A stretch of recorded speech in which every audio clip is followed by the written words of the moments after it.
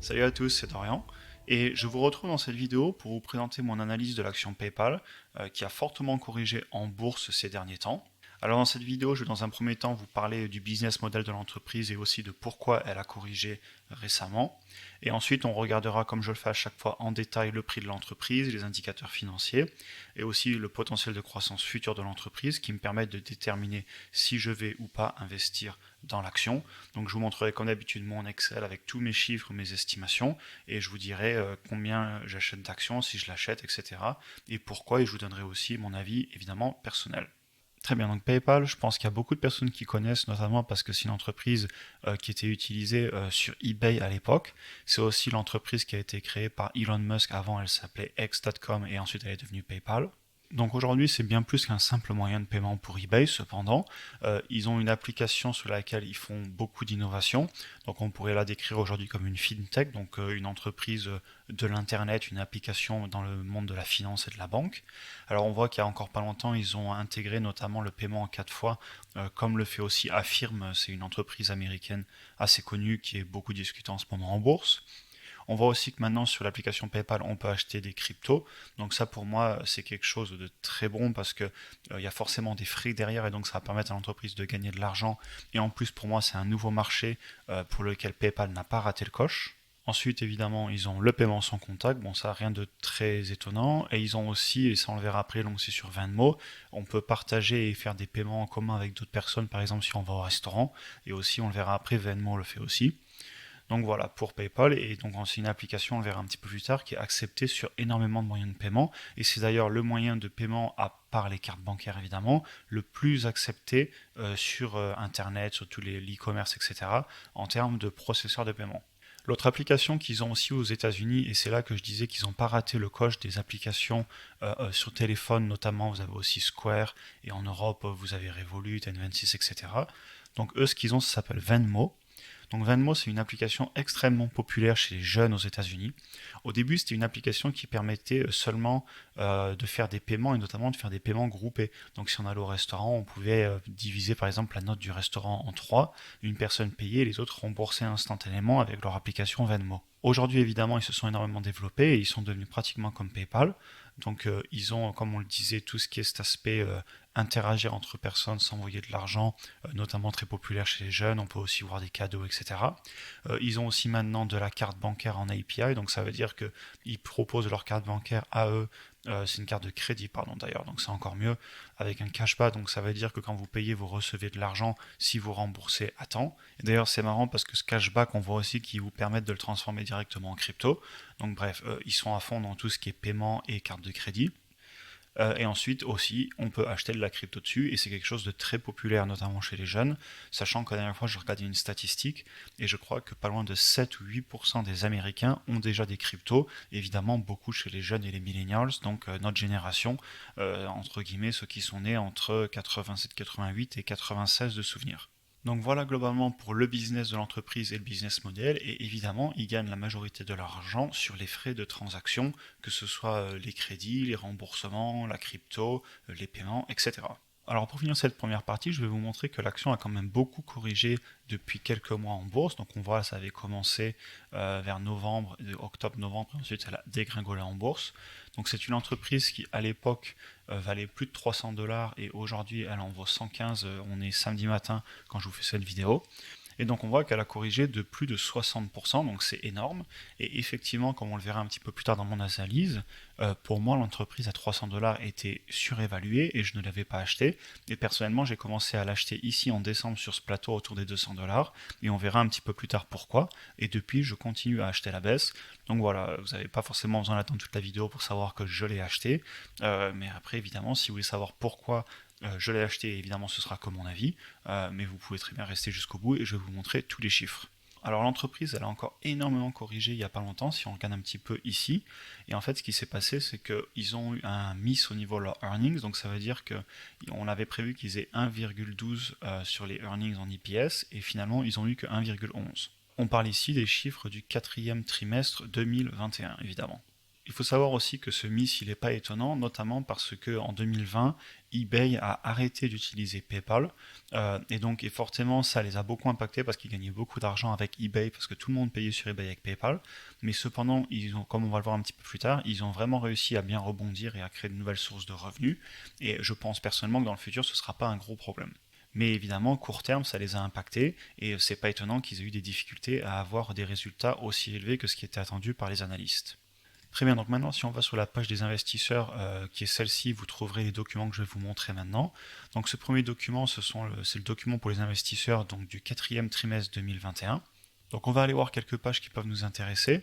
Donc tout d'abord on va aller voir ce que je vous disais, ce qu'ils faisaient. Donc comme on le voit ici, on retrouve bien et PayPal pour tous les paiements internationaux, les changements de devises, les cartes bancaires, l'achat de crypto, etc. Et aussi Venmo. On a aussi quelques autres informations en dessous, notamment les cryptos que je voulais vous montrer. On a plus 40% de first time users. Donc si on va lire les petites lignes, c'est défini comme une personne qui a déjà un compte chez PayPal et qui pour la première fois a utilisé le service, donc le produit, donc dans ce cas-là acheter des cryptos. Donc on voit que c'est quand même une trend en très forte hausse, donc ça veut dire que c'est quelque chose qui accélère et qui pour moi va continuer à accélérer. Comme vous le savez, je suis assez bullish et je crois dans les cryptos actifs. Et ensuite, je voulais vous montrer cette page qui est super intéressante. On voit qu'en termes de digital wallet, donc de portefeuille numérique pour payer, on est de très très loin le numéro 1 avec 76% des online retailers. Donc sur les 1500 plus gros sites d'e-commerce, 76% acceptent PayPal. Et en deuxième position arrive Apple Pay, puis Amazon Pay, Google Pay, etc. Sachant qu'évidemment, sur pratiquement 100%, on a les cartes bancaires si vous tapez votre code vous-même. Mais en termes de digital wallet, on est les numéros 1 chez PayPal. Et enfin, un autre onglet, on voit qu'ils sont acceptés sur beaucoup de sites qui ont des paiements récurrents. Donc, par exemple, Roku pour la télé, ou vous avez Adobe, Salesforce, Oracle. Donc, ce sont beaucoup de sites qui ont des paiements récurrents ou des paiements réguliers. Donc, ça leur permet d'avoir des frais assez régulièrement. Et d'ailleurs, on le voit ici, ils le disent bien Everyday Spend, donc les dépenses quotidiennes. Bon, je ne vais pas passer sur tout le document, évidemment, je vous invite à aller le voir si ça vous intéresse, mais il y a pas mal d'infos quand même que je voulais vous montrer ici. Donc ensuite, on va les regarder d'un point de vue financier. Donc on voit qu'en 2021, ils ont eu une augmentation de leur revenu brut de 18%, et ça a été ralenti notamment à cause de eBay. D'ailleurs, on le voit très bien parce que si on enlevait entre guillemets l'impact qu'a eu eBay, on serait à 29%. On voit aussi qu'ils ont eu une création de 49 millions de comptes, soit plus 13% de comptes actifs avec un total de 426 millions. Donc pareil, bonne croissance des utilisateurs. Donc vous voyez, même si ils ont eu une baisse sur les revenus, notamment à cause de ce qui s'est passé avec eBay, l'entreprise continue à croître, continue à avoir de nouveaux clients, et malgré ça, elle a réussi à continuer à croître ses bénéfices bruts de façon assez impressionnante pour moi. Et ensuite, si on regarde pour 2022, on voit qu'il prévoit une croissance des revenus de 19 à 21%. Cependant, on fera attention, on voit que c'est excluding eBay. Donc clairement, dans mes chiffres plus tard, je mettrai entre guillemets une baisse par rapport à ce niveau-là parce que évidemment, ils ont plus le business d'eBay actuellement. Donc ensuite, si on regarde en dessous, ben en fait voilà, donc c'est les mêmes chiffres qui étaient au final mieux présentés. Bon, j'aurais pu vous les montrer ici, mais c'est pas grave. Donc on retrouve les 49 millions de nouveaux utilisateurs, soit 13%, les 18% de croissance du revenu, et ensuite, tiens, celui-là aussi, il est intéressant, je voulais vous le montrer, je me rappelle maintenant, le Customer Engagement, donc en fait, l'augmentation pour chaque personne qui utilise déjà le service, de combien de fois ils utilisent le service, donc de combien de transactions, qui est aussi en augmentation, et c'était un chiffre que je voulais vous montrer qui est très important pour moi, puisque ça veut dire que les personnes utilisent de plus en plus le service et sont donc globalement satisfaits. Donc ensuite, on a un deuxième document où il y a tous les résultats financiers de l'entreprise que j'ai utilisé pour vous créer l'Excel que je vous montrerai un petit peu plus tard pour vous donner mes estimations futures. Juste avant ça, par contre, je vais vous montrer sur MacroTrend quelques données historiques qui pour moi sont très intéressantes. Donc comme vous le savez, une chose qui est très importante pour moi quand j'investis dans une entreprise, c'est de regarder la croissance passée et ensuite estimer personnellement, et ça c'est très personnel, est-ce que ça va croître dans le futur. D'ailleurs, ça me permet de vous faire un petit rappel. Évidemment, comme je le répète à chaque fois, les chiffres que là je vais commencer à vous partager, parce que jusqu'à maintenant je faisais que de vous parler du business de l'entreprise, mais là on va rentrer dans mes chiffres personnels. Évidemment, ce ne sont que mes chiffres personnels, je ne fais que vous partager mon parcours d'investisseur et vous déterminez vous-même vos propres chiffres et si ou non vous voulez acheter une action, parce qu'au final, vous prenez vos propres risques et je prends mes risques, c'est mon argent, on a eu des grosses baisses en bourse ces temps-ci, et évidemment, au final, ce n'est que votre opinion, moi je vous donne pas de conseils, de toute façon je n'en ai clairement pas la prétention d'être capable de le faire, ni la légitimité. Très bien, donc sur ce, regardons les chiffres. Donc on voit une excellente croissance des revenus sur les dernières années. Là, on est à partir de 2015. Donc on voit qu'on est passé de 2 milliards à 6 milliards. Donc on a fait un x3. Donc c'est une excellente croissance. Et comme on ira le voir un petit peu plus tard dans mon tableau, j'ai calculé la croissance composée. On voit qu'en fait, depuis 2018, on a eu une croissance composée chaque année de presque 18%. Ensuite, on va aller voir les revenus nets. Donc les revenus nets, pareil, sauf que ça monte de façon un petit peu moins régulière et c'est tout à fait normal puisque ce sont les résultats nets, donc il y a eu plus ou moins de dépenses selon les trimestres, selon les acquisitions, les investissements, etc. On va aller voir comme d'habitude la marge. La marge, c'est pour moi très important parce que ça reflète le potentiel futur de l'entreprise, de combien elle va passer de revenus bruts en revenus nets. Et le gros avantage avec eBay, c'est qu'ils ont une marge nette très constante. Et en fait, c'est assez logique puisqu'ils fonctionnent sur des frais. Donc à partir du moment où les frais sont les mêmes, si vous avez plus de clients, vous allez gagner plus d'argent et vous n'allez pas forcément avoir moins de marge, sauf si vous investissez fortement dans la recherche et développement par exemple, et dans ce cas-là, vous allez un petit peu plus dépenser. Donc on voit qu'ils ont une marge nette de en moyenne 13% et ils ont eu une belle augmentation ces dernières années, ils sont montés jusqu'à 18-20%. Alors moi, comme on le verra un petit peu plus tard, j'ai pris quelque chose d'un peu plus raisonnable que du 21%, ça me paraît élevé. Ensuite, on va aller regarder le PI historiquement, ça sera pour plus tard, on va regarder, mais on voit que l'entreprise historiquement allait à un price to earning ratio autour de 50, ce qui est élevé, soyons honnêtes. Cependant, c'est aussi une entreprise qui avait une forte croissance, et moi, comme vous le verrez un petit peu plus tard, j'ai pris pour dans le futur un PI beaucoup plus bas, et ça, c'est dans l'idée d'être très conservateur sur le prix que je veux acheter l'entreprise. On va aller aussi regarder le price to sales. Le price to sales, historiquement, il est autour de 6-7. Pareil, c'est évidemment assez élevé, mais comme je le disais, l'entreprise a bénéficié d'une forte croissance depuis ces 5-10 dernières années, et donc je pense qu'elle pouvait le justifier, mais pareil, moi dans mon analyse future, j'ai pris des ratios beaucoup plus bas parce que je veux être conservateur. Et enfin, le dernier, on va aller voir la dette. Et donc, si on prend le quick ratio, sachant que quand on est au-dessus de 1, ça veut dire qu'on a plus de assets que de liability. Et dans ce cas-là, on voit qu'on est tout le temps au-dessus de 1, donc ça veut dire que c'est une entreprise qui hâte la dette, mais qui conserve un niveau de dette assez raisonnable dans le temps. Si on regarde historiquement, c'est assez rassurant, ça veut dire qu'il se gère très bien. Très bien, donc enfin, passons à mes chiffres futurs et le tableau d'analyse. Donc moi, ce que j'ai fait, c'est que j'ai récupéré depuis le 2018 revenu brut, revenu net et les marges. Et ensuite, donc ici, j'ai fait la croissance composée du brut et du net. Donc on voit qu'on a une croissance composée de 18%, 17,98% sur le brut. Mais moi, personnellement, je veux être conservateur et c'est pour ça que je prends que 15%. J'estime que l'entreprise ne va pas autant croître dans le futur que ce qu'elle l'a fait dans le passé. Elle a évidemment beaucoup de concurrence. Vous pourriez citer Square, SoFi. Pour les cryptos, vous avez Coinbase, FTX, Crypto.com, Binance. Bref, vous avez beaucoup de concurrence, donc j'estime qu'ils vont croître moins. C'est très personnel. On verra d'ailleurs plus tard que les analystes estiment qu'ils vont croître plus que ça. Mais moi, mes chiffres, c'est pas ceux des analystes. Et ensuite, cependant, au niveau de la marge, on voit que moi, je me suis mis à 18. Ils ont eu des années à 13, presque 14, ensuite une année à 20, puis une année autour de 16,5. Je mets 18 parce que je pense que notamment grâce aux cryptos, ils vont pouvoir réussir à maintenir des marges assez élevées. Et même si au lieu de 18, on se retrouve au final qu'à 16, on pourra s'amuser à le changer un petit peu plus tard. Mais ça n'a pas un impact énorme. Évidemment, il ne faudrait pas qu'ils se retrouvent à 5%. Mais 16-18, globalement, moi je fais de l'investissement long terme. Et sur 5, 6, 7 ans, ça va jouer. Mais ça ne va pas jouer énormément. Alors ensuite, on va voir l'estimation des revenus dans le futur. Donc moi, ce que j'ai fait ici, c'est que sur les revenus bruts, j'ai réappliqué mon fameux 15% de croissance composée, et ce qui fait qu'on se retrouve donc en 2026, donc 5 ans plus tard, avec 51 milliards de revenus bruts.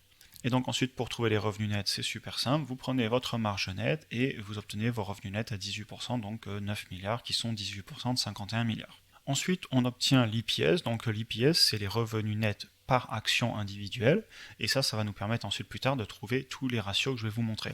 Donc moi personnellement, on utilise les fameux 15% de mes revenus bruts, et avec la marge on obtient les revenus nets, et l'EPS on l'obtient en divisant par le nombre d'actions que j'ai dû vous mettre ici. Donc je ne vous l'ai pas mis ici, je l'ai mis directement dans la fonction, en fait le nombre d'actions il est là-haut. Et ensuite, pour les analystes, je suis tout simplement allé chercher sur Finviz, comme on va le voir ici. Les analystes, ils estiment une croissance de l'EPS sur les 5 prochaines années à 18,6. Donc vous voyez qu'ils y croient plus que moi. Ils sont un petit peu moins conservateurs, c'est leur choix. C'est pas ma vision des choses. Je pense que PayPal, c'est pas une entreprise non plus pas risquée, parce qu'il y a énormément de concurrence. Et donc je voulais pas lui mettre des chiffres aussi élevés que les analystes. C'est personnel encore une fois. Donc je leur ai mis ici leur 18,6% de croissance de l'EPS, et j'ai pris aussi l'EPS qui prévoyait l'année prochaine pour démarrer donc ma ligne de calcul. Et donc ces deux lignes, elles nous permettent de trouver donc les PI dans le futur. Donc moi personnellement, je pense que l'entreprise aura un PI de 14,69, bon allez, on va arrondir à 14,15 en 2026 dans 5 ans. Si on l'achète aujourd'hui, évidemment, à 115,29$. Et pour les analystes, on serait à moins de 10 en 2026 si on l'achète aussi, du coup hier, pas aujourd'hui, à 115,29$. Ok, très bien. Donc passons à mes estimations. Donc maintenant en termes de PI, de combien il faudra acheter l'action. Donc c'est là que je vous disais que j'ai été très raisonnable. Si on regarde l'action historiquement, on est sur pas un price to sales, pardon, sur un PI autour de 50. Moi, pour être très raisonnable, j'ai estimé que dans 5 ans, on serait sur un PI de 25. Est-ce que c'est trop raisonnable? Peut-être. Si vous voulez, après on pourra le passer à 30 et 40. Cependant, moi, c'est ce que j'ai décidé de prendre personnellement. Donc on voit que l'entreprise, je m'étais mis une ligne d'achat autour des 200, et c'est tout simplement parce que si je paye l'action 200$, en théorie, selon mes calculs, dans 5 ans, j'aurai doublé ma mise avec un PI de 25. Si je passe sur un PI de 30, j'aurais fait 120%. Si je passe sur un PI de 40, 157%. Et sur un PI de 50, presque x2. Donc je ne le mets pas personnellement, mais c'est ce que je pourrais faire. Et donc actuellement, j'ai un coût de revient de souvenir autour de 160, donc ça veut dire que je devrais faire plus 120%, 123% sur mes actions en 5 ans. Et si je continue à en acheter autour des 100-120, en théorie, je pourrais faire un x1,6 à x2. x1,96. Donc pour moi, on commence vraiment à arriver sur des prix intéressants, en gros entre 100 et 200, et évidemment le plus proche on est de 100 et le mieux on se porte.